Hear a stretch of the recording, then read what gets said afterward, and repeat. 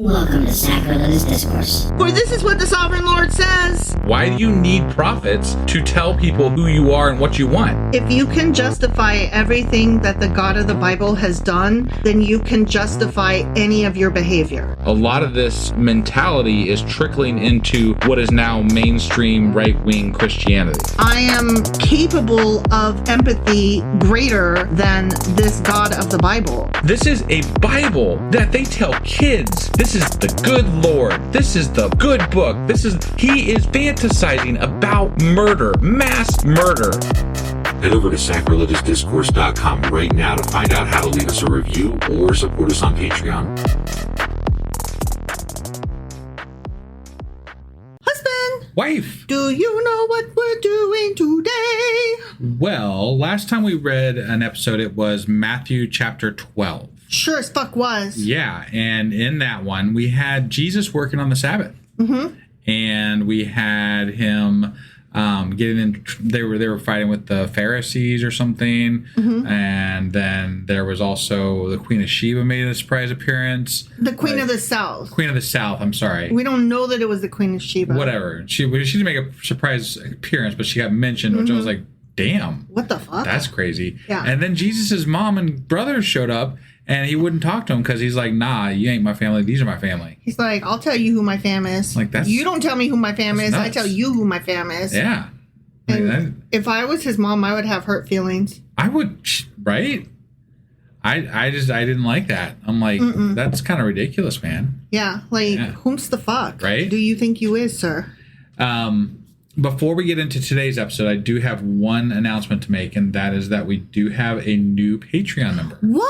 Yeah, so I'd like to thank Mark M. Mark M? Yeah, they subscribed at the Iron level, and I would just like to say thank you so much for subscribing and helping us out. It really means a lot to us, and every little bit helps for sure. Thank you, Markham. Yeah. You want to help us out? You can go to patreon.com/sacrilegious discourse. And you can subscribe for as low as $1 and help us towards our goal of independence from, the man. And do our Damn the man. And this is all we do because that would be so cool. That would be fun. It really would. Okay, so that being said, we just got done with Matthew chapter 12, which means that today we're going to be reading Little Maddie, chapter 13. And thanks again, Markham. Yeah, let's do this. Okie dokie.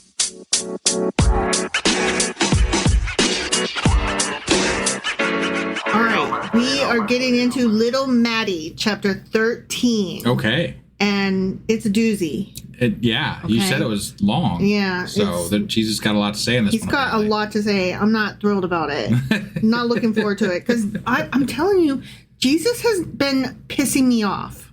I mean, yeah. I'm not a fan. Same. I don't like the way last chapter went. It made me kind of unhappy with him. Right. Yeah. He's not coming across as wonderful and great as I thought he was. Yeah. I actually I had one of our Patreon members recommend a podcast episode, and I can't remember everything like the name or anything like that. Maybe I'll link to it in the show notes. But it basically says that part of it was that Christians today don't follow any of Jesus' sayings. So we're not crazy. No. It's a thing, and also, if they, whatever. This whole thing is so not right. It's so compared not to right. what we know about Christianity. Yeah, right. It's so not right. Right. That's all. You were very succinct. I don't know why I brought up the episode other than it kind of confirmed some of my thoughts and some of my ideas, and I really appreciated it, which, like I said, I'll probably link to it in the show notes. I was going to say, what was the name of the podcast? It's like Radio Free Europe? It's Gladio. I don't know. I'll link it in the show notes. Radio Free something? Something like that, yeah. Okay. And it's something about Europe. So it's in there. And it was a really good episode. It's like 2.5. It's a little over 2.5 hours long. And you don't remember what the title of the episode was, even vaguely? I spent the better part of today listening to the episode. But no, I don't. Wow, I'm so glad that you brought that to the table. I listened to a thing. I said I'm gonna link to it. It'll be in the show notes. Okay. It'll be in the show notes. Well, hopefully we remember to do that better than we have in the past. Yeah. I'm not very good at that. Nope. But I will try really hard to today. All right, ready? I'm ready. That same day. That same day. Where Whatever he that day dissed was. his parent, or where he dissed his mom He's and at a his brothers? party, and Something like that. there's a party with his guys, and the music's going boom, boom, boom, boom. You know what I mean? Yeah. His I thought it bass was is going booming. kumbaya. No. And somebody's like, "Yo, your mom's here," and he's like, "Don't tell me who my mom is." It was more like kumbaya with swords, though. No, No? I don't think they had swords. No, he said bring us sword. The thing Jesus said about swords. Oh, yeah, but that was a metaphorical sword. I know. I was trying to be funny, and then you fucked it all up. Oh, you know what? That reminds me. We haven't even started reading this yet, but that reminds me. Remember when there was the withered hand, Yes. and then somebody else, because we read it on Tuesday, which is when we do our live discords every Tuesday Right. at 10 p.m. Eastern. Right. Somebody in the Discord said that was totally Dumbledore's withered hand from Harry Potter 4, and that cracked my shit up. Yeah. Because, he had a withered hand. Right. It was from the Bible.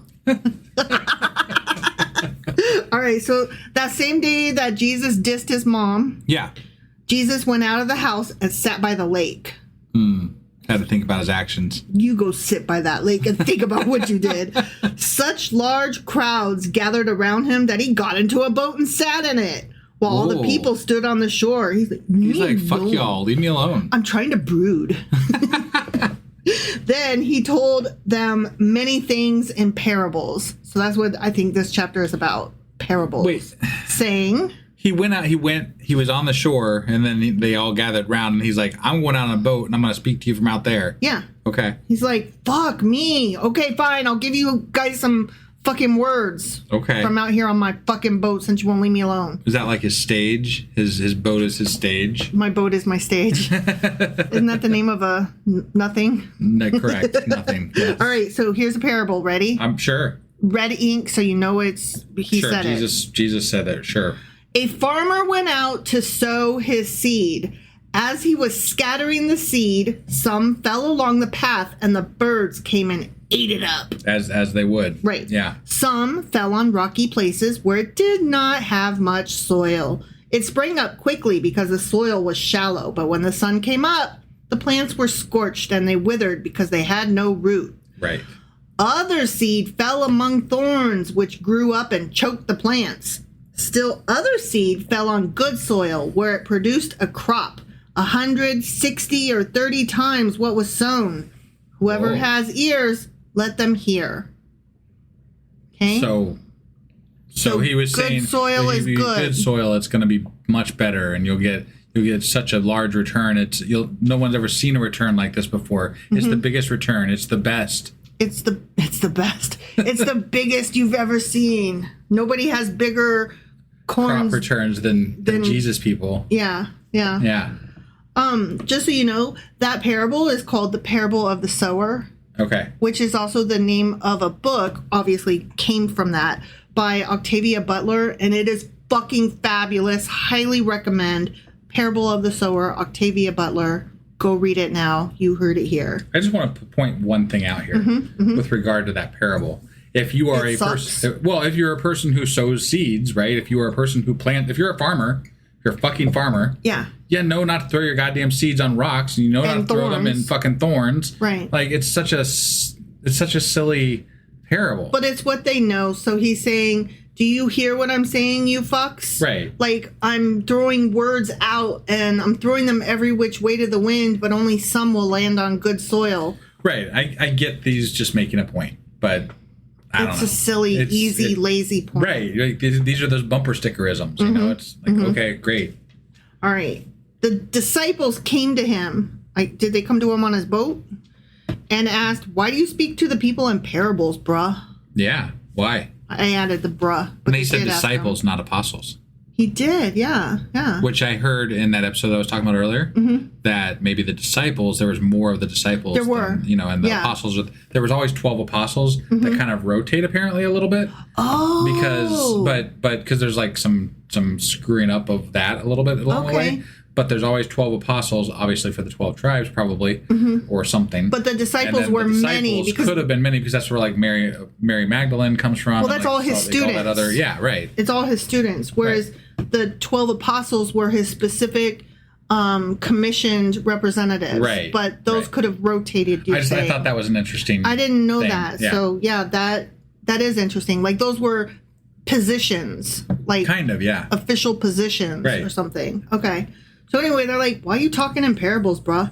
He replied in red ink, because the knowledge of the secrets of the kingdom of heaven has been given to you, disciples, but not to them.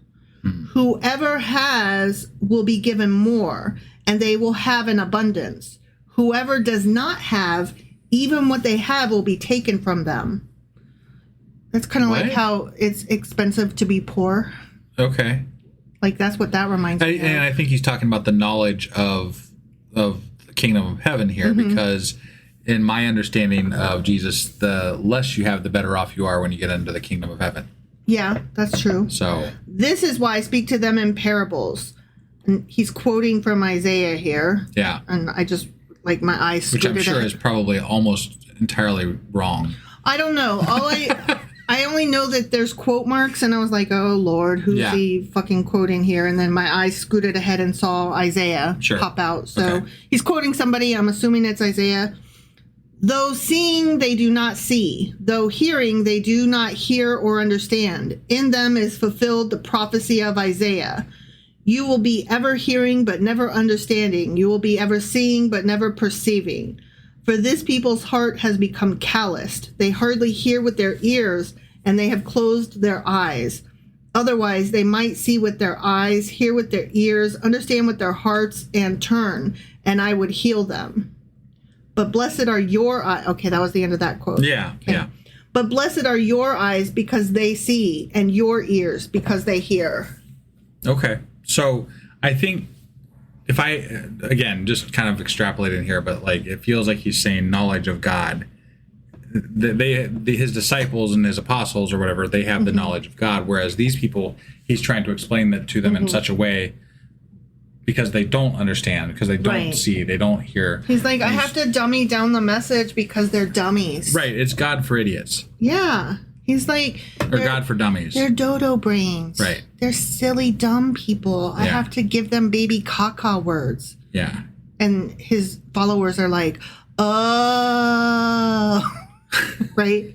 For truly I tell you, many prophets and righteous people longed to see what you see, but did not see it, and to hear what you hear, but did not hear it. Well, I mean, let's take this from... You and I have had similar experiences where we know something that somebody else, and it feels like they're just like willingly don't want to learn or don't know. But it's more often the case that they just don't have enough knowledge to even make that leap to that point. Right. But from your point of view, it's just like when I talk to anybody about computers, for example, that's a layman person. Yeah. It feels my eyes glaze to me like they're, not with it. They're kind of dumb about it, Oh yeah. And they probably are. In reality, because I am. I know way more about computers than the average person. Right. So those are those things where obviously Jesus, the Son of God, is going to know way more about God than these people that are on the shore that he's talking to from the boat. Yeah. And his disciples are apparently yelling at him from the shore. I'm not sure. Right. So his disciples are like, why are you giving them stories? Right. Are they on the boat with him, or did they like row a separate boat out to him? I'm going to just assume that since he's talking to people from the boat, he's not that far out, and they're just kind of talking to him from the shore, maybe. So he's telling his people who are standing right next to the people he's talking to? That would be my take, yeah. Huh. Okay. I mean, I don't see any other way to do it if you're on a boat. I don't know. That all sounds weird. All right. Now we're like next paragraph. Yeah. Okay. Listen then to what the parable of the sower means. Oh, he's going to explain it to us in his red ink. Oh, good. Okay. Yeah. When anyone hears the message about the kingdom and does not understand it, the evil one comes and snatches away what was sown in their heart. This is the seed sown along the path. The seed falling on rocky ground refers to someone who hears the word and at once receives it with joy. But since they have no root, they last only a short time. When trouble or persecution comes because of the word, they quickly fall away. The seed falling among the thorns refers to someone who hears the word, but the worries of this life and the deceitfulness of wealth choke the word, making it unfruitful. But the seed falling on good soil refers to someone who hears the word and understands it. This is the one who produces a crop, yielding 100, 60, or 30 times what was sown. Okay. You're okay. I mean, that's like, kind of like the that's same way what I we interpreted said. it. Yeah. I Thank you for breaking that down. Like, I thought you were going to go deeper than good is good and bad is bad. Right, yeah. Simple is simple. I thought that was pretty straightforward, but okay. Okay. And that's even 2,000 years, Yeah. I still got it. Yep. So, okay. Yep. Moving along. I'm a little gobsmacked because I was like, oh, he's going to explain it better. And Right. I thought he was actually, nope, we got it. I mean, he just contextualized it with regard to worshiping God. We got it. We got exactly what he was talking Right, about. yeah. Okay. So we're not dummies, but the majority of the people in the crowd must have been. I really don't feel like the Bible is all that difficult right now. Like, this is pretty simple stuff most of the time. Like, there's questions that I don't understand fully because of Context. time and context. Yeah. But, the general speaking stuff is pretty straightforward. Yeah. You just got to pay attention to what he's saying. Yeah. It's not that hard. No. All right. Here's another parable. Ready? I'm ready. Jesus told them another parable. Mm-hmm. Okay, here we go in red ink. From boat. From the boat. Yeah. In red ink. Okay. Okay. The kingdom of heaven is like a man who sowed good seed in his field. But while everyone was sleeping, his enemy came and sowed weeds among the wheat and went away. When the wheat sprouted and formed heads, then the weeds also appeared. The owner's servants came to him and said, "Sir, didn't you sow good seed in your field? Where then did the weeds come from?" "An enemy did this," he replied. The servants asked him, "Do you want us to go and pull them up?" "No," he answered, "because while you are pulling the weeds, you may uproot the wheat with them. Let both grow together until the harvest. At that time I will tell the harvesters, first collect the weeds and tie them in bundles to be burned. Then gather the wheat and bring it into my barn." You take the good, you take the bad, you take them both, and there you have harvest. Harvest. What? This feels more like the kingdom of heaven is on earth still. Yeah. Because the parable is relating, like, why would there be bad Right. in heaven, in quote unquote Christian heaven, right? Right. So the bad would have to be the people here on earth. Well, he's not saying this is the kingdom of heaven. He's saying the kingdom of heaven is like a man who sowed good seed in his field. Right, but he's still saying Okay, yeah. that weed sprung up in that kingdom of heaven. So, Actually, yeah, I did some research on that for the Q&A, Yeah. and I think we were not far off the mark there with our not to keep touching on it, but that episode I listened to also confirmed that as well. Oh, yay. We're kind of smart sometimes accidentally. Go us. All right, we're doing another parable now. Ready? Yeah. He told them another parable. Oh boy. Here we go in red ink. I know, I'm excited. Can't wait. The kingdom of heaven is like a mustard seed. I've heard that. I have heard that. Okay. Which a man took and planted in his field. Though it is the smallest of all seeds, yet when it grows, it is the largest of garden plants and becomes a tree, so that the birds come and perch in its branches. Wow. Okay. Lots of planting stuff here. Yeah.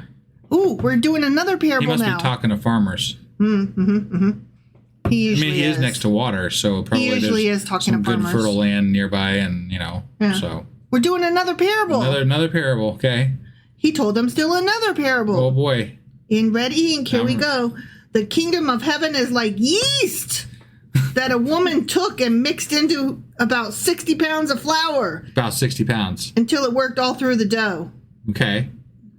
How much yeast do you put in 60 pounds of dough? I don't know, but I don't like any time they say a woman has yeast. It just doesn't feel right. All right. We're done with those for now. Wait, that was the whole parable? Those were all different parables. Wait, what was Hold that on. yeast one again? It was just one sentence. Yeah, that's what I thought, but it was It's like yeast that a woman took and mixed into about 60 pounds of flour until it worked all through the dough. Okay? Sure. Yeah. That's weird. Okay. I mean, I feel like that could have been better it mixes phrased, in. maybe. It mixes in. Yeah, no, I get it, but like that's just a really bad parable. It's so bad.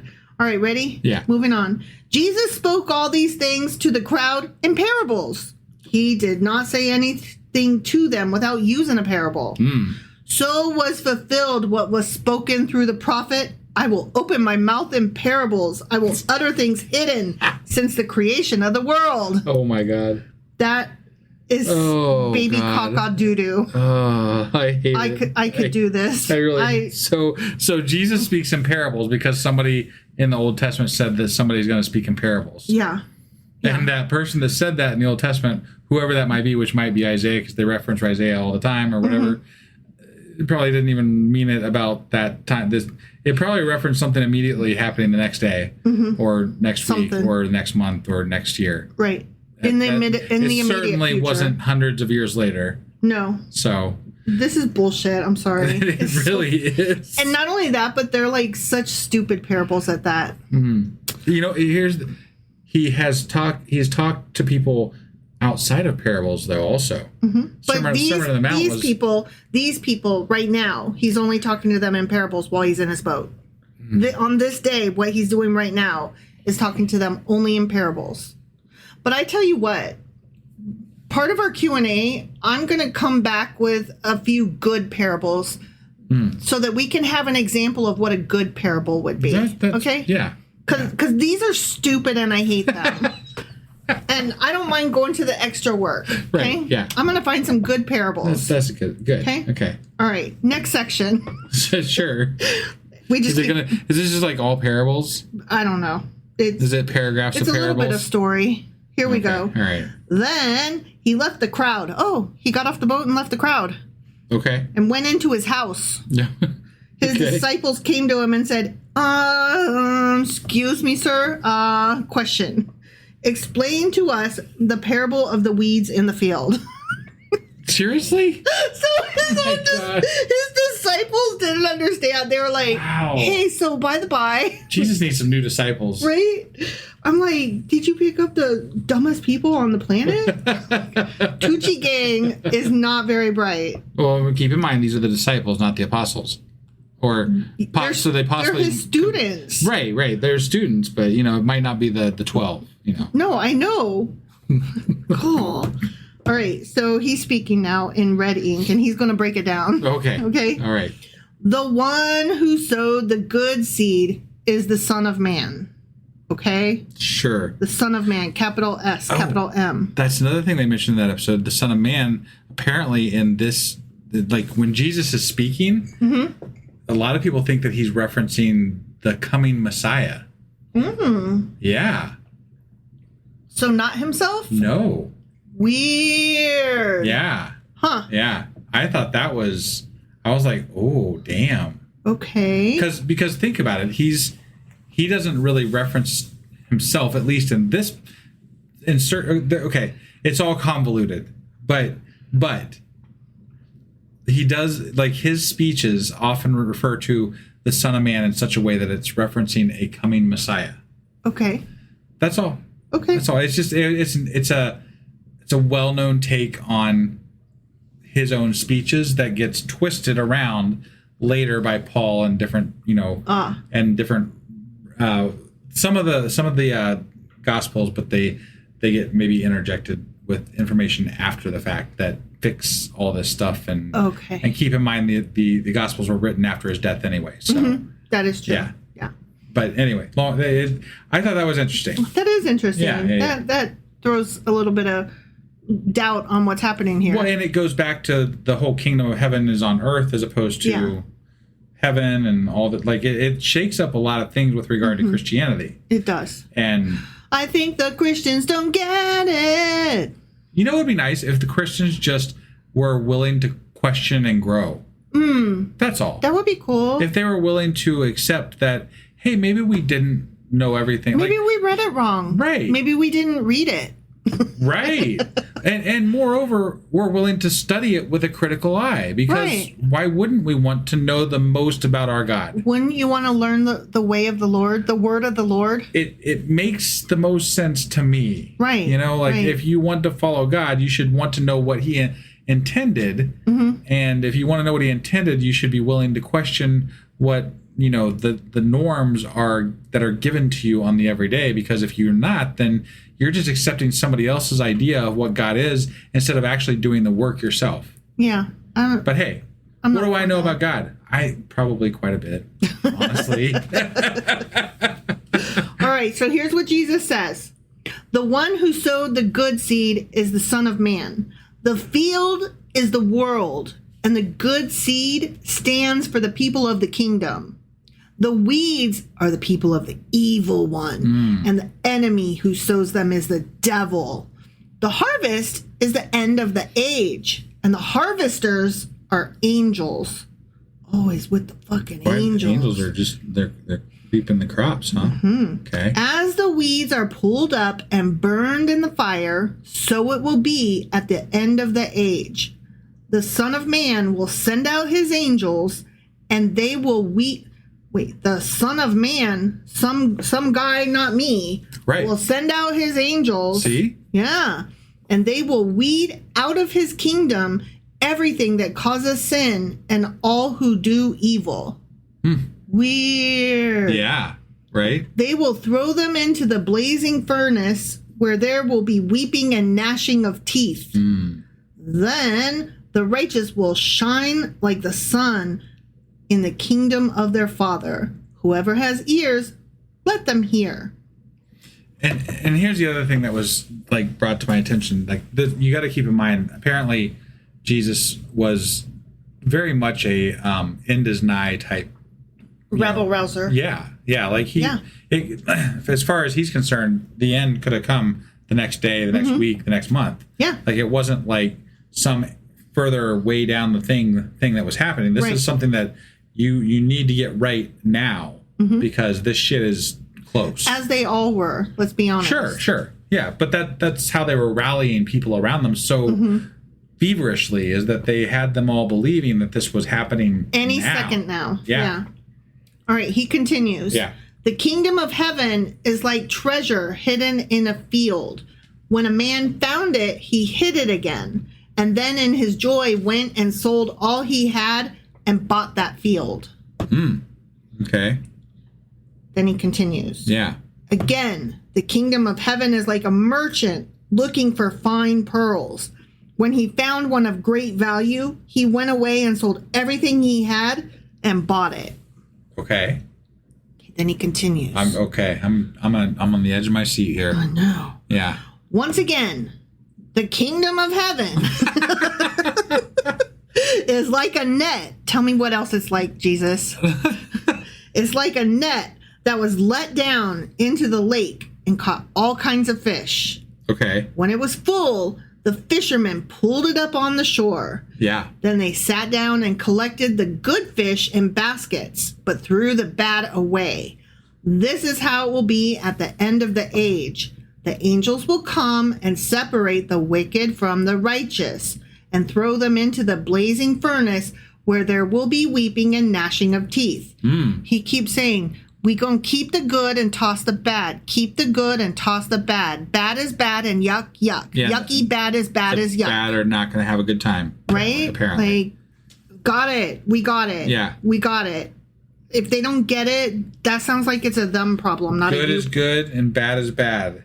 And we like good. We don't like bad. We like good. This is such a simplistic message. Right? Yeah. Like, I think kindergartners would get this. Yeah. You don't need to repeat it 15 times. Well, apparently he did. And these are to the people that are his disciples. I know. Yeah. I know. Well, they're the ones that came up and were like, can you tell us what you mean? All right. So then he asked them, have you understood all these things? Jesus asked. Yes, they replied. Oh, thank God. He said to them in red ink, therefore, every teacher of the law who has become a disciple, a student of mine, in the kingdom of heaven. In the kingdom of heaven. Okay. Is like the owner of a house who brings out of his storeroom new treasures as well as old. Okay. I think the kingdom of heaven is on earth. I mean, that's right. Yeah. Like, I was saying that from like the first get-go when he started talking, but like, it's becoming more and more apparent. Yeah. And after like, look, I don't normally listen to other stuff, but like this is the person that suggested this has suggested this multiple times. And I was like, okay, fine. I'm going to listen to it. Thank you, Mike. But it was a really great episode that confirmed a lot of the ideas that I had. And which is probably why that guy was recommending it to you. Yeah, no, and expanded on some other ideas that I didn't quite put together fully. So, I mean, it was a really cool episode. And anyway, I don't mean to keep harping on it, but like it's very relevant to this chapter specifically. So wow. Okay, so the kingdom of heaven is on earth. Yeah. Okay, so we're carrying on now. When Jesus had finished these parables, he moved on from there, coming to his hometown, which he hates, right? It's sure, the one that he's from that starts with a C that I can't remember. Yeah. And in the last chapter, he was trashing all his towns. Remember? Right. He was like, this town sucks. This town sucks too. These towns suck so bad because they didn't repent that they're worse than Sodom. Fuck these towns. Right? Yeah, that's right. Yeah. Okay, so coming to his hometown, he began teaching the people in their synagogue, and they were amazed.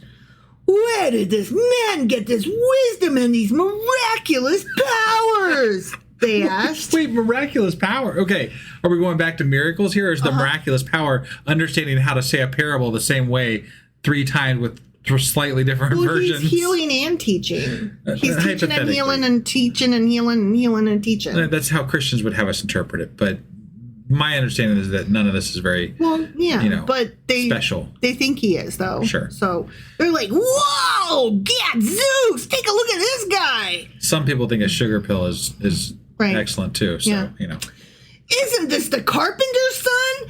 Isn't his mother's name Mary? And aren't his brothers James, Joseph, Simon, and Judas? Aren't all his sisters with us? Where then did this man get all these things? Wow! Wee! And they took offense at him. What? But Jesus said to them in red ink, a prophet is not without honor except in his own town and in his own home.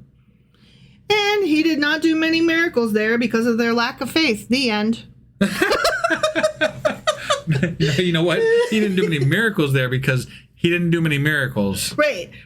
And they were like, get a load of this guy. And he's like, oh, fuck y'all. Look, if somebody was truly doing miracles, it would have been written about at the fucking time. I'm sorry, but it would have. I'm sorry, but it was in the Bible. It was not. That was written after his death. I know. And that is not at all correct. It's not at all correct. I'm not trying to yell at you. I'm just saying, like, that's, like, I want to make sure we're clear on that.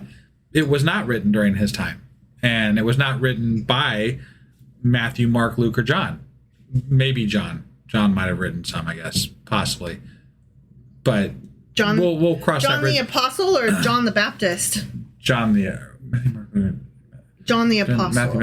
Is it Matthew, Mark, Luke, and John, or Matthew, Mark, Luke, and Paul? No, John. John. Okay. No, so never mind. None of them wrote that shit. Right. None of them wrote that shit. None of them wrote that I was thinking of Paul. Yeah, Paul, you were thinking of Paul. We'll get to Paul later. Which is a different guy. Yeah. There's too many Christian names in here. There's too many Beatles. All right. I don't really have anything to add. Like, those were dumb. Those were dumb. That's our erudite conclusion. Yeah. Those are dumb. Look, we've already said multiple times we are not scholars or neither scholars nor academics. There you go. That's your line. And yeah, that was dumb. That was dumb. We'll get into the scholar academic bullshit when we get to the Q&A. Which is the next episode. Yeah. And do we know how many Q&As we're going to have to do? suspecting with all the material, it'll probably be another 2-parter. Okay. Yeah, we're having to do a lot of research with the New Testament. Because they keep quoting the Old Testament, and then I feel like it's necessary to pull in the quotes. Right. And, but what did that mean at the time that it was written in the Old Testament? And then also, what the fuck is Jesus saying? Yeah. So luckily, with this chapter, I think it'll be a little less, because he basically says the same parable 3 times, three times. So, he does the whatever. It's dumb. It is dumb. So I really don't see a whole lot of research having to be done in this one. Though he did quote the Bible, the Old Testament, a couple of times. Yeah. So yeah. It goes off. You never know. Right. All right. That was Matthew chapter 13. Little Maddie. And we will be back next time with Q&A. Maybe Saturday. Definitely Sunday. All right. We'll see you then. All right. Bye.